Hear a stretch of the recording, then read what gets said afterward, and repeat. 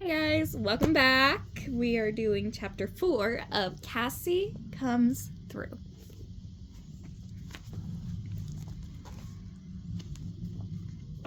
I'm cold, damn. The window's not even open. And Nala's right here,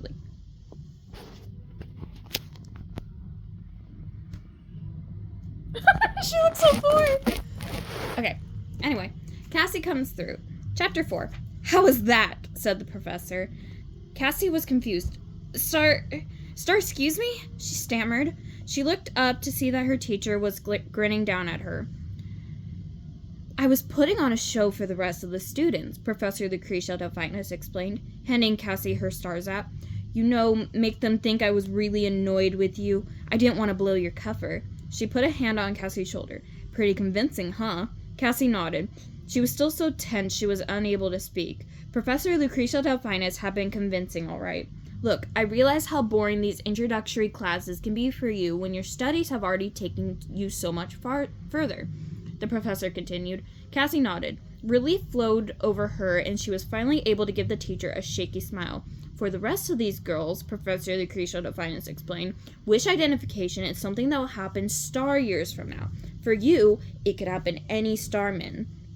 Cassie felt her stomach give a little flip of anxiety. Professor Lucretia Delphinus' words brought her both extreme excitement and crippling terror.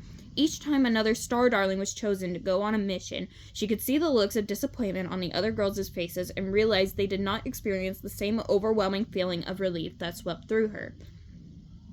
Professor Lucretia Delphinus raised a finger as an idea came to her. I know. I'm going to go inside and tell the rest of the class that I sent you to Lady Stella's office for a chat. That will keep them on their toes. She laughed a conspiratorial laugh as she smoothed her skirt. Why don't you go to the Illumination Library and relax until your next class? She paused for a moment as if she was considering whether to say something else. Cassie, maybe you should spend some time mulling over what's been bothering you. Okay, 2, 4, 6, 7. Okay. Oh, my foot's falling asleep. Okay. Cassie looked at the teacher quizzically. You look like you have the weight of Starling Academy on your shoulders, the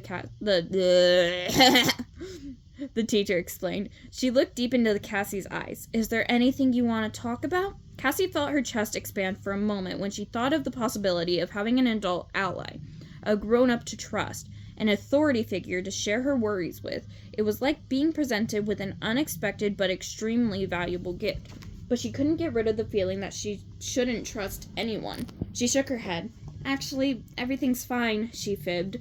I'm just worried about my wish history assignment. Star salutations for understanding what happened in class. I'm really sorry. The teacher nodded. Now I better be back inside and help poor Mika, she said. Of course, as you probably already figured out, he's wishing for a mirror so he can begin his daily grooming, finished Cassie. She could tell by the irritated way he had been preening his whiskers. Her teacher smiled. That he is, the vain little thing. The thought of having 40 starmans to herself before her next class put a little bounce in Cassie's step. She walked down the hall, her footfalls echoing as she considered her options. She could go to the Lightning Lounge and clear her mind in the meditation room and possibly come up with a clever idea for disposing of Astra and Clover's flowers.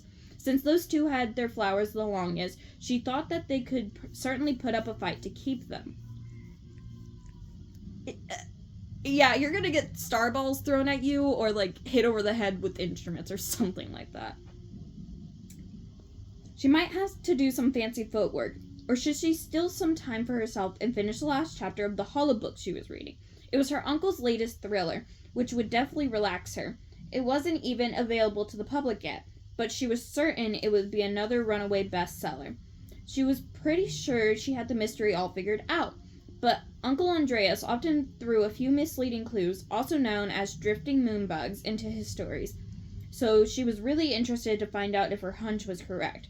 Not wanting to waste any of her free time, she sat on a nearby star marble bench and put out her hollow book. The words leapt into the air, and she began to read eagerly. Her uncle's books used IMT, the new illuminated manuscript technology. Anytime the reader wanted to see action unfold, She needed to push a button and the animated hollow screen would play, with the text read aloud as it happened. It was a thrilling way to experience a story, especially a mystery. She got to a part particularly exciting and pressed the IMT button. She held her breath as Detective Marmaduke Carbuncle stepped out of the shadowy recesses of a dark alley in Starland City. "Hold it right there, NT-96, he called. This does not compute," Bot NT-96 barked, and suddenly it began to go berserk, ramming its body against the wall, sparks flying. Detective Carbuncle dove for cover as the Bot burst into, Star, excuse me, someone said meekly. Cassie turned the book off with an irritated swipe. She turned to the figure that stood in front of her. "Yes," she said through gritted teeth. There was nothing Cassie hated as much as being interrupted when she was reading. Hi, Cassie. Sorry for bothering you." Cassie blinked. It was Ophelia. Her bright yellow hair hung on either side of her face in two pigtails. Is her hair yellow or is it orange? Okay, Leona's book described it as yellow. Vega's and Scarlett's described it as orange, and now Cassie's is back to yellow. Make up your mind! She wore a plain yellow t-shirt and a pair of overalls, which were a little short, so her yellow and white striped socks were peeked out. She was so tiny and frail that she made Cassie feel tall, an unfamiliar sensation for her. When she gazed down at the girl, she realized the height difference made her feel motherly and protective. "Oh, hi," Cassie replied. I was just talking about you with Leona." The girl's wide eyes filled with liquid glitter tears. "Oh, Leona," she said. "I miss her so much. She was a wonderful roommate." "Really?" said Cassie, who imagined that sharing a room with Leona would involve a large amount of appreciative observation and applause. "Oh, yes," she breathed. "She was so entertaining, always putting on such fun shows. It was like going to the theater every day." "So where are you living now?" Cassie asked. "I have a single room in the Little Dipper dorm," said Ophelia sadly. "It's pretty lonely. I really miss Ophelia, and also being, She looked around, saw that the hallway was deserted, and lowered her voice. "A star, darling." Cassie nodded. Ophelia leaned her head to one side, thinking, "I know I had some trouble fitting in, and my wish mission was a disaster, of course, but I really tried, because I liked it. I finally felt like I belonged somewhere. Now I just kind of feel lost." Cassie understood completely. "It was nice to belong to something special," she said. "Now you're just another Starling Academy student." "That's right," said Ophelia. "That's exactly right. I understand more than you know," said Cassie. She was starting to feel more protective toward the girl. "I don't tell a lot of people about this, but I'm an orphan too." Ophelia gulped and looked away. "I'm sorry," she said. She let her eyes wander around the hallway, unable to make eye contact with Cassie for a moment. Cassie was touched. "Girls like us, we need to stick together," she said. She was overwhelmed with an unfamiliar desire to hug Ophelia and make her feel better, let her know that she wasn't alone. She felt ashamed for the unkind thoughts she had about the girl before. "It's just so hard here." "Ew, what the fuck?" said Ophelia. Cassie nodded. "It is hard," she said. "It's so big, and there's so much to learn, and so many new people. It's difficult to be away from home." Her voice trailed off, and she realized her slip. How thoughtless of her. Ophelia didn't have a home. What had she been thinking? But Ophelia leaned forward eagerly. "I know. My mom says..." Cassie looked at the girl in sympathy. "I used to do the same thing after my parents began their afterglow," she said. "It's hard to talk about someone you love so much in the past tense, since they're still so present for you." "What?" said Ophelia, her eyes widening as she shifted in place. "Oh, yeah," she said. "What I meant was that my mom used to tell me that you need to find a group of friends who make you sparkle. And I thought I found it with you, Starlings.